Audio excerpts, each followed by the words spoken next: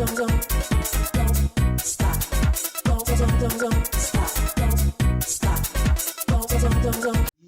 aí, turminha, professor Michel aqui, começando mais uma videoaula. Dessa vez, a gente vai iniciar nossa aula do dia com um momento de meditação, tá certo?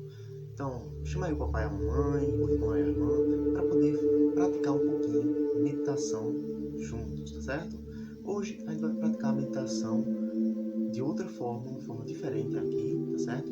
Para que nós possamos nos acalmar, possamos aí relaxar o nosso corpo e principalmente a nossa mente, tá certo? Então, vou dar aqui uma pequena pausazinha para a gente poder seguir.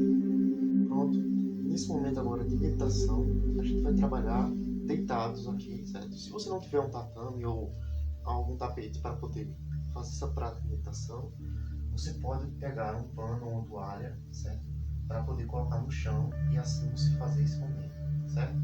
Vamos lá, o que a gente vai precisar para o momento de meditação de hoje? Primeiramente, um local que seja tranquilo, que a gente consiga aí realizar a nossa meditação sem ser interrompidos, certo? Algum objeto, algum pano para que a gente possa colocar no chão para deixar o mais confortável possível esse momento, tá certo? E é claro, silêncio para que a gente consiga aí nos mantermos concentrados, tá bem? Vamos lá, todo mundo aí deitado já para poder praticar a sua meditação diária. A gente vai deixar as nossas mãos e pés livres, tá certo? Uma posição aí que fique mais confortável para você, ok? E quando você achar a sua posição, você pode mover um pouquinho para um lado, um pouquinho para o outro, tá certo? Quando você achar a sua posição mais adequada, a sua posição aí você sentir mais confortável, você vai fechar os olhinhos e iniciar a sua respiração. Lembrando, você vai inspirar pelo nariz e vai expirar pela boca. Mas, professor, o que é a inspiração? Inspirar é você colocar o ar para dentro, tá certo? E expirar é colocar o ar para fora, tá bom? Então vamos lá, a gente vai fazer aqui a contagem de 10 expirações, inspirando e expirando, ok? E vocês aí em casa fazem o mesmo, tá bom? Lembrando, depois que você inspirar, você segura o ar um pouquinho, certo? Segura o ar aqui na sua barriga, no seu diafragma, tá certo? E depois solta lentamente esse ar, tá bom? Então vamos lá, fechem os olhos agora e vamos iniciar nossa prática de meditação diária. Inspira em 1.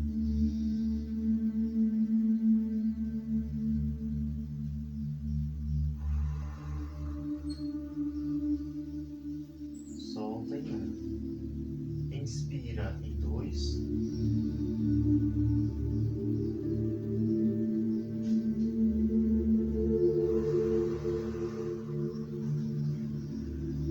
Solta em 2.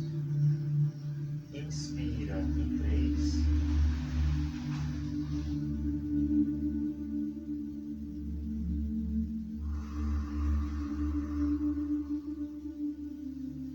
Solta em 3. Inspira em 4.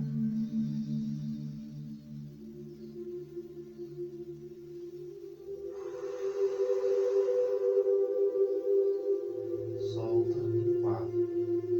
Inspira em 5.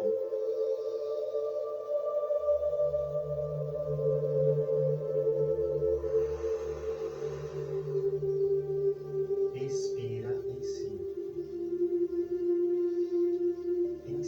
Inspira em 6.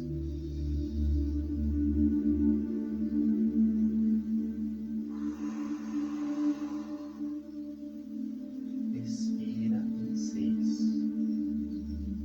Inspira em 7.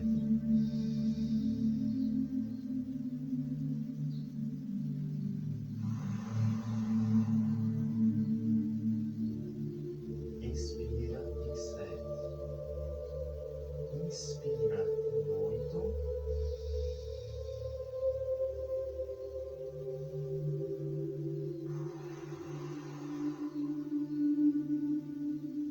Expira em 8. Inspira em 9.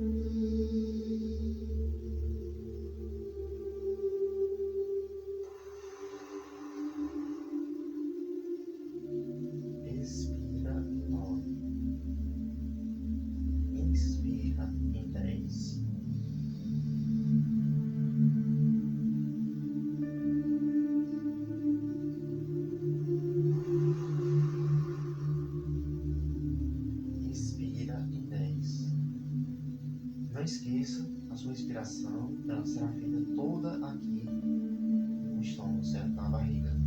Nosso diafragma ele fica justamente aqui, nesse ponto, tá certo? Logo abaixo das costelas. Então, para a gente fazer uma boa respiração, uma respiração mais profunda, a gente precisa inflar bem a barriga quando estiver inspirando e soltar todo o ar que estiver aqui preso na barriga, certo? Através da nossa expiração, tá bom? Ou seja, a gente vai colocar o nosso umbigo o mais profundo possível para soltar esse ar, certo? Não tenha medo de inspirar e expirar, ok? Pratique aí a respiração mais 5 vezes, certo? Então permaneça aí com os olhos fechados para esse momento onde eu não vou fazer aqui a contagem, vocês vão fazer a contagem mentalmente aí em casa, certo? Mantenham aí os braços e as pernas no chão, tá certo? Sem estar movendo muito, sem estar saindo do seu momento aí de transe, tá certo? Esse momento aí de relaxamento do corpo e da mente, tá bom? A gente vai começar aqui inspirando e expirando mais 5 vezes, tá bom? Vamos lá.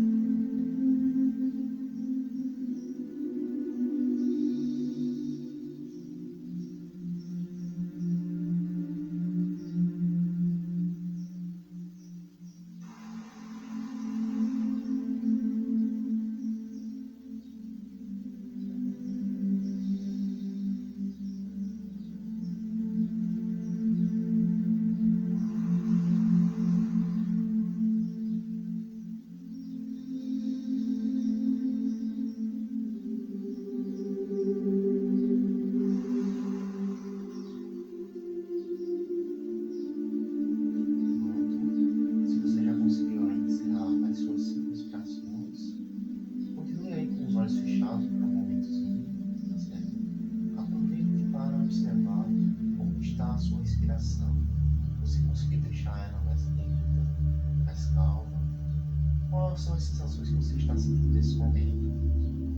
Você se sente calmo, você se sente ainda agitado? Se você ainda se sentir um pouquinho agitado, ou mesmo desconfortável, você pode fazer a respiração por mais alguns momentos, tá certo?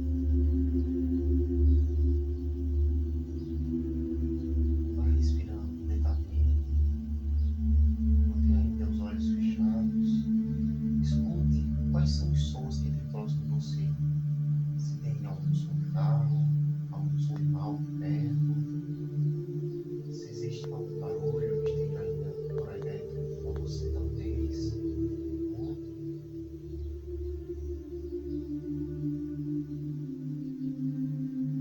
Lentamente agora você vai começando a mexer aí as mãos, os dedos dos pés, quem sabe fechar e abrir as mãos. Pode abrir os olhos lentamente. E assim nós encerramos a nossa prática do dia com a nossa meditação. Eu espero que vocês tenham gostado. Continue assistindo aqui o vídeo para a nossa aula do dia, tá bom? Um abraço forte e até daqui a pouquinho. Bom, turminha, agora a gente vai passar para a nossa dinâmica do dia. Hoje a nossa dinâmica se chama Construindo Nomes. Isso mesmo, a gente vai trabalhar ali um pouquinho com substantivos. Para você brincar com essa dinâmica, você vai precisar ter as pecinhas móveis. No caso aí de você, as pecinhas, certo? Para imprimir. Ou então, quem não tiver impressora, pode escrever as letrinhas do alfabeto, tá certo? Então vamos lá, como é que vai funcionar aqui essa brincadeira?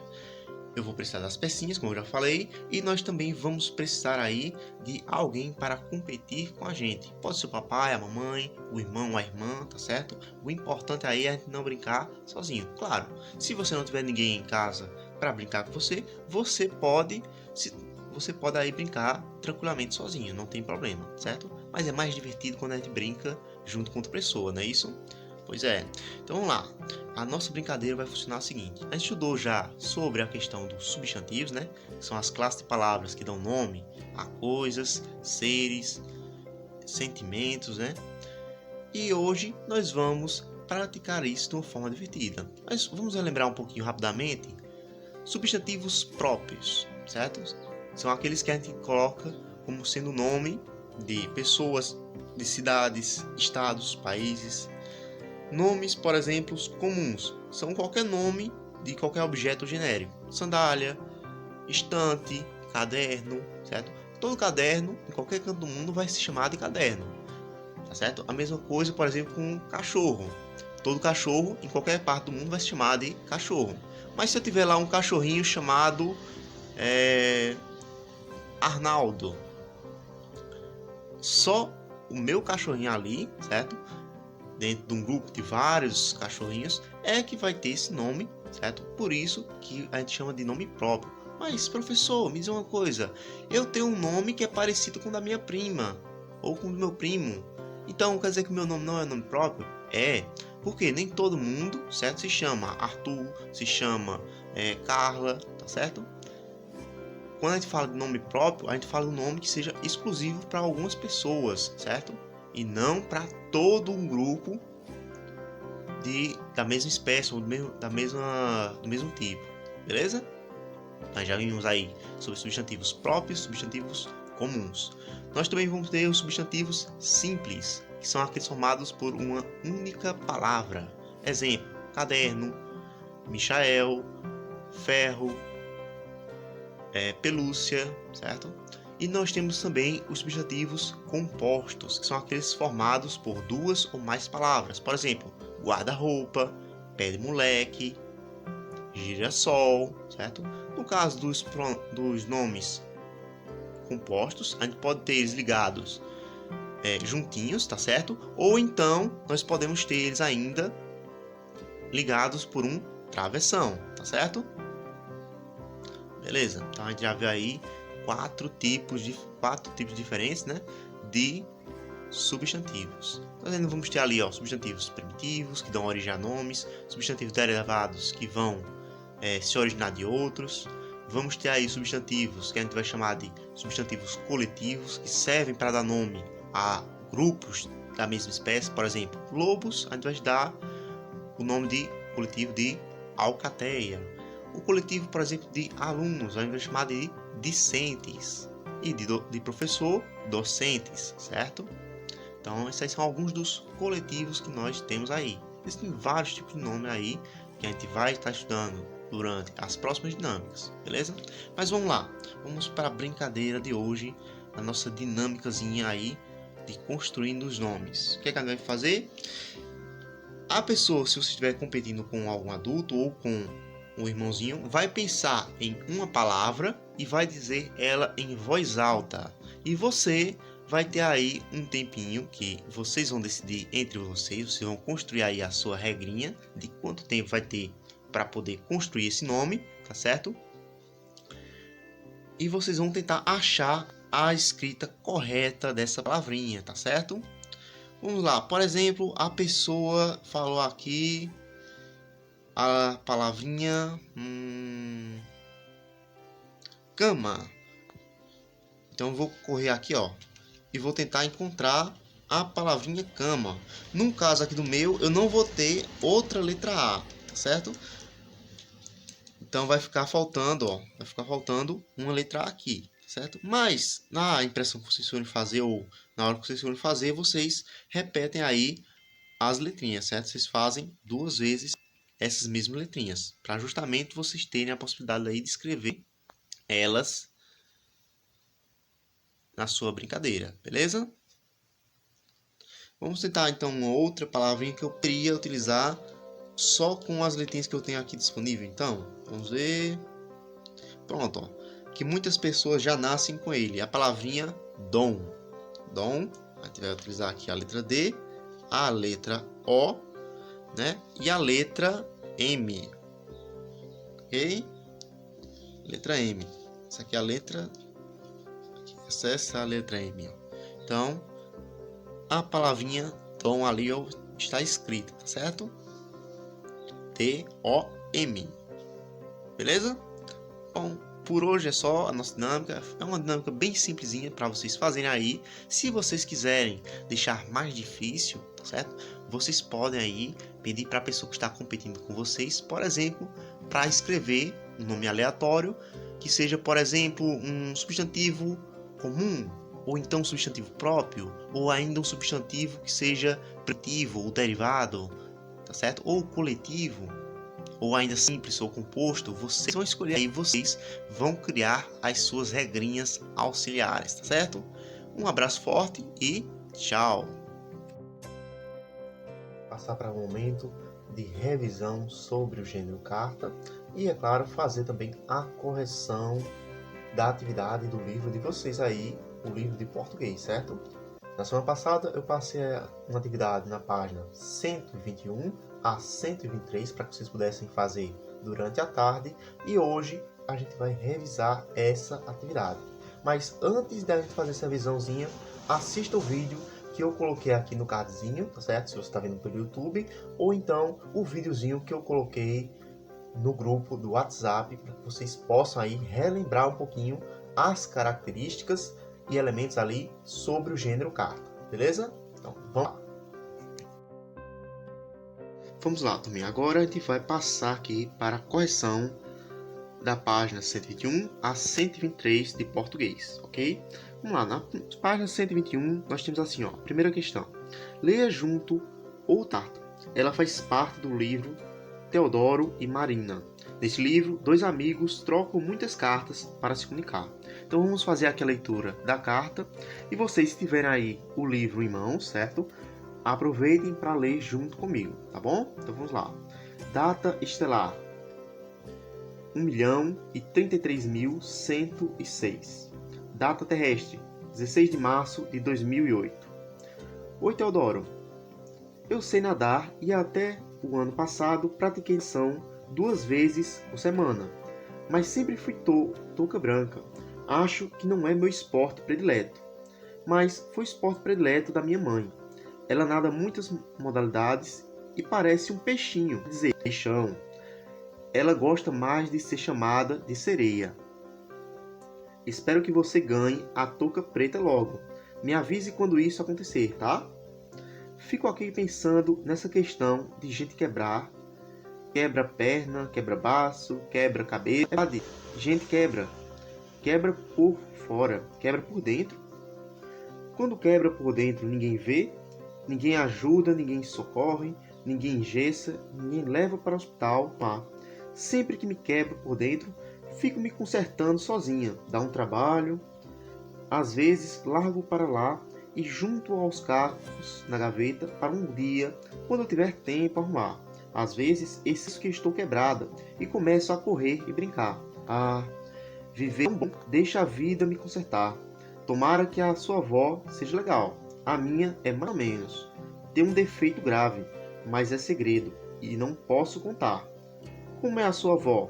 Tchau, Marina. Isso aqui é o texto, certo? A carta aí da Marina para o Teodoro, certo? Vamos observar aqui alguns elementozinhos nessa carta antes de passar para a correção. Vamos lá. Primeiro elemento que a gente encontra nas cartas, qual é mesmo? Vai ser a nossa data, isso, exatamente. Ó. A data, certo? E o local de onde essa carta ela foi enviada, tá certo? No caso aqui dessa carta de Marina para Teodoro, ela colocou aqui a data estelar, certo? E uma data ali terrestre. Então, provavelmente esse Teodoro aí deve estar em outro local do universo, da galáxia, enquanto ela estaria ali na Terra e escreveu essa carta 16 de março de 2008, beleza? Logo em seguida nós temos a saudação, o cumprimento e a pessoa que vai receber essa cartinha. Quem lembra aqui como é que a gente chama o leitor da carta? A gente vai chamar de destinatário, que é a pessoa que tem o destino aí para essa carta. Logo após nós temos aqui o corpo do nosso texto, né? Que sendo uma carta pessoal, como é uma carta aqui, a gente vai ter justamente vários elementos ali de linguagem que mostram carinho, afeição, algumas gírias utilizadas ali, tá certo? E é claro, lá no finalzinho a gente vai ter a nossa despedida, né? Que no caso aqui ela colocou tchau, e a assinatura de quem fez essa cartinha, beleza? Vamos então agora para a nossa correção. Atividade 2.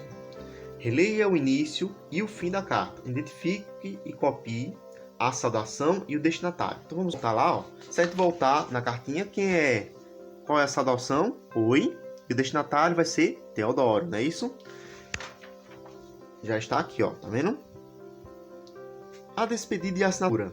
Lá na cartinha a gente vai ver, ó, tchau, a nossa despedida, e quem escreveu a cartinha foi Mariana, beleza? Lembrando, quem escreve a carta chama de remetente, tá certo? Letra B ali, ó. De acordo com a carta, pinte os quadros que revelam que os significados no item A expressam. Nós temos aqui, ó, idade, muita formalidade, um cerimonioso, intimidade. Já que essa cartinha, pelo que a gente percebeu, é uma carta pessoal, certo? A gente não vai ter formalidade nem um tom cerimonioso, que geralmente é indicado ali para cartas, cartas formais, para cartas comerciais, como foi no caso da carta ali para o Senhor Lobo, certo?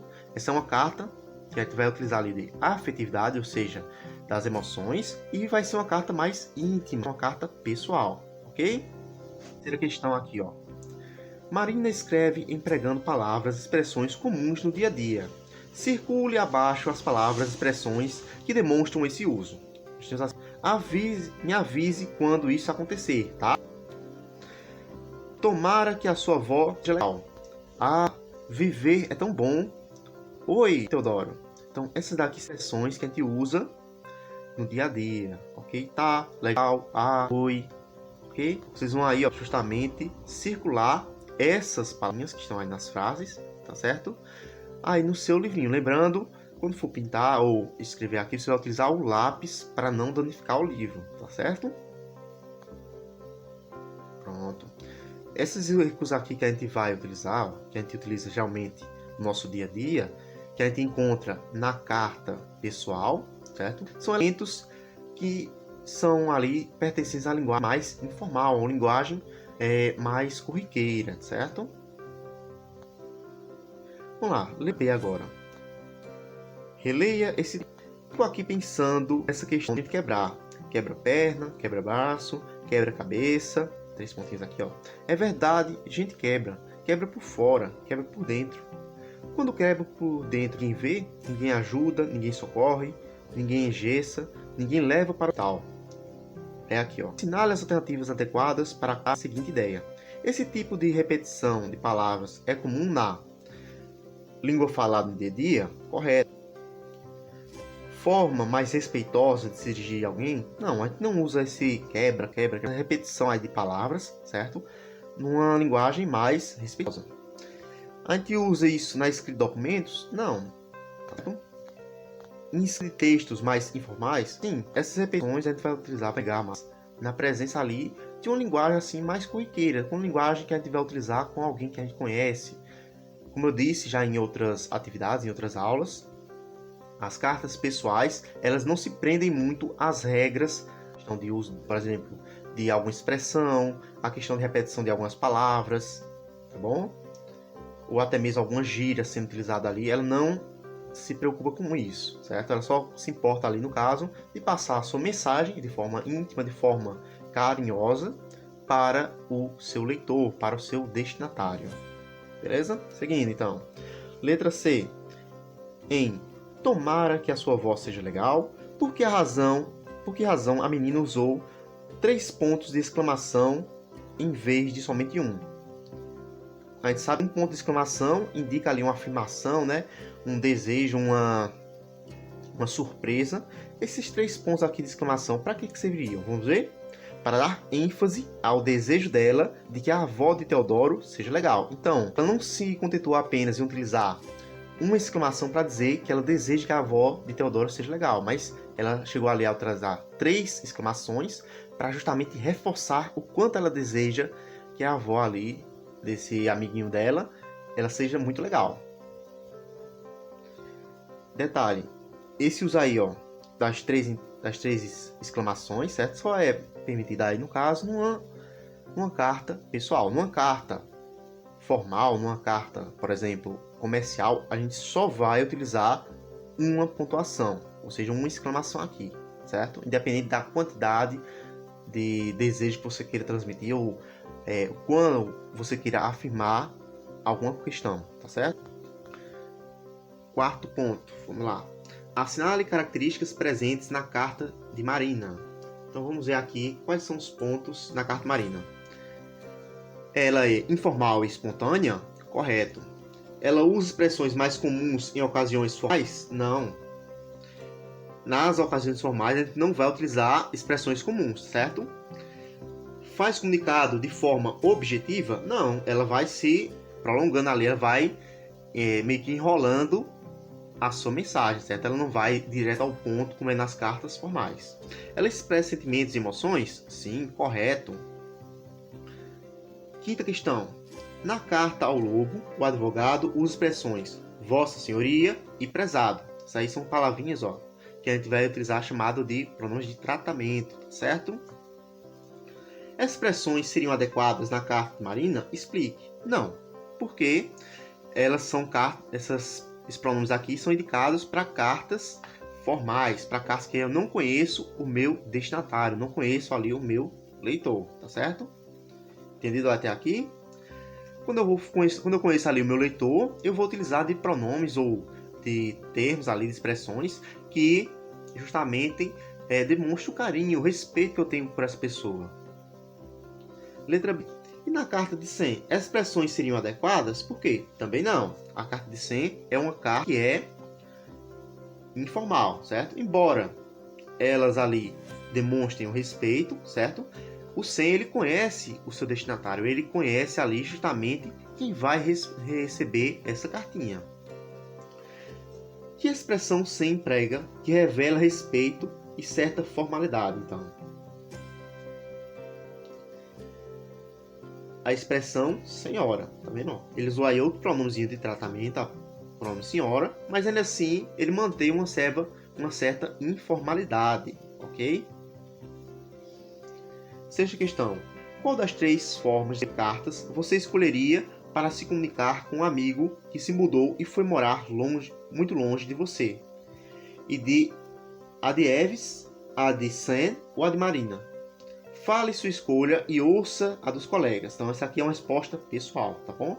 Eu quero que vocês digam aí qual foi a escolha de vocês. Mas antes disso, vamos ver aqui esse cardzinho.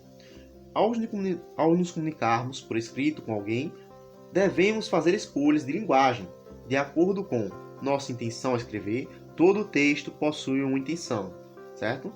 Se é um texto formal, ele sempre vai possuir uma intenção. Qual é o objetivo ao escrever aquele texto? Ser mais pessoal, ser mais impessoal, revelar emoções, não revelar emoções. A finalidade aqui do nosso texto, certo? Manter uma relação de amizade, documentar alguma coisa ou fazer um comunicado formal.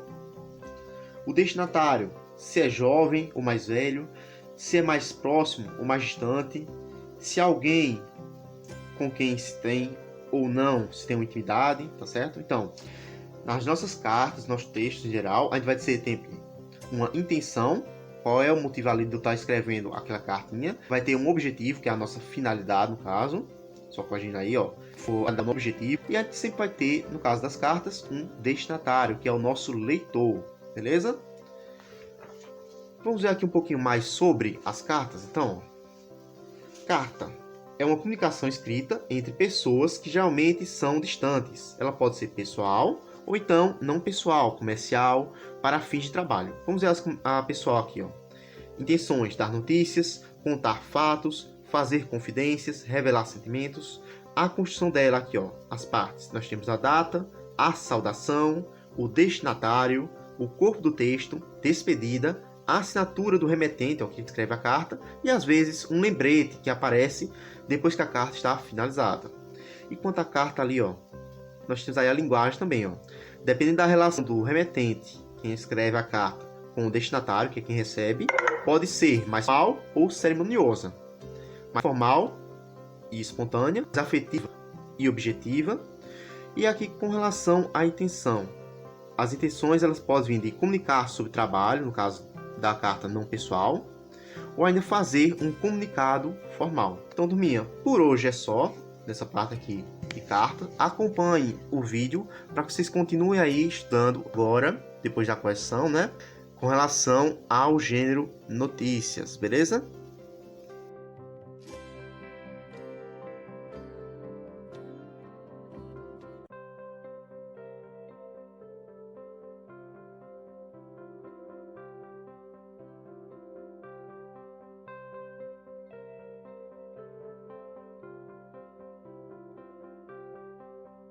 Ponto minha, agora eu vou passar aqui para vocês, certo? A atividade que vocês vão tentar responder aí em casa, no livro de história, página 32 a página 33. Lembrando que vocês responderão à tarde essa questão aqui, certo? E quando for na quinta-feira, a gente faz a nossa correção, tá bom?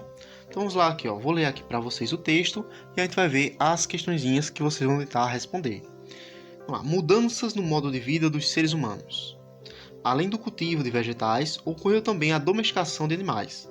Esse fato aumentou a quantidade de carne, de pele e de couro. Lã de ovelhas também passou a ser utilizada para a confecção de vestimentas. O desenvolvimento de instrumentos e recursos naturais tornaram possível a construção de abrigos mais seguros, feitos de madeira, pedra e barro e cobertos de folhagem. As habitações tornaram a vida mais segura, pois ofereciam mais proteção contra as adversidades da natureza, como chuva, neve e alguns animais predadores. A fixação dos grupos humanos e a maior quantidade de alimentos provocaram um crescimento da população, pois aumentou o número de nascimentos e a população passou a viver mais tempo. Com um número maior de pessoas, era necessário aumentar a quantidade de alimentos. Assim, o controle da produção precisaria de cada vez mais eficiência. A baixa produção de alimentos poderia levá-las à morte. Por isso, foi necessário aprimorar cada vez mais as técnicas agrícolas para evitar períodos de escassez e de fome. Então aqui, ó, detalhezinho interessante com relação a isso. No período lá, antes do surgimento da agricultura, tá certo? Os primeiros seres humanos, eles tinham uma escassez de alimentos. Eles tinham que procurar, muitas vezes não conseguiam encontrar com facilidade no processo de caça ou de pesca esses alimentos, e acabava muito que esse grupo era reduzido, ou por fome, ou até mesmo por alguma doença em específico, certo? Ou até mesmo pela questão de predadores que acabavam se alimentando desses seres humanos. Com o avanço da agricultura, o surgimento da agricultura, os primeiros seres humanos, eles têm um grande aumento ali na sua população, certo? Quanto mais recursos, quanto mais alimentos, maior vai ser a quantidade com relação ao crescimento da população, e também mais tempo de vida essas pessoas vão ter. Um detalhezinho que vocês talvez achem pouco tempo, mas antigamente isso seria um grande avanço, certo? Antigamente, principalmente ali na pré-história, os seres humanos não viviam mais do que 30 anos. Essa era a idade de um idoso, praticamente, naquela época, tá certo? E é claro, com os avanços tecnológicos, com o surgimento de mais alimentos, essa idade foi cada vez aumentando mais, a estimativa de vida aí foi cada vez aumentando mais, até chegar ao que nós temos hoje aí, por volta aí de uns 70, 80 anos, que é a idade de um idoso, de uma pessoa aí de mais idade, tá certo? Então aí nós temos aí a questão justamente, como mudança principal, esse aumento populacional, a questão da domesticação dos animais, certo? Nós temos aqui no caso, o exemplo aqui da criação de algumas ovelhas, certo? Criação de ovelhas aí, ó, no município de Pedras Altas, no estado aqui do Rio Grande do Sul, 2014, ó, tá vendo? Essa fotozinha aqui mostra esse processo de domesticação desses animais, tá bom? Muito do que foi desenvolvido lá atrás, no passado, por esses primeiros seres humanos, as descobertas, as tecnologias criadas ali, por exemplo, aquela questão do arar a terra, são utilizadas até hoje na produção e na eficácia da produção de alimentos, certo? caso, hoje em dia nós temos aí um aprimoramento dessas tecnologias ancestrais.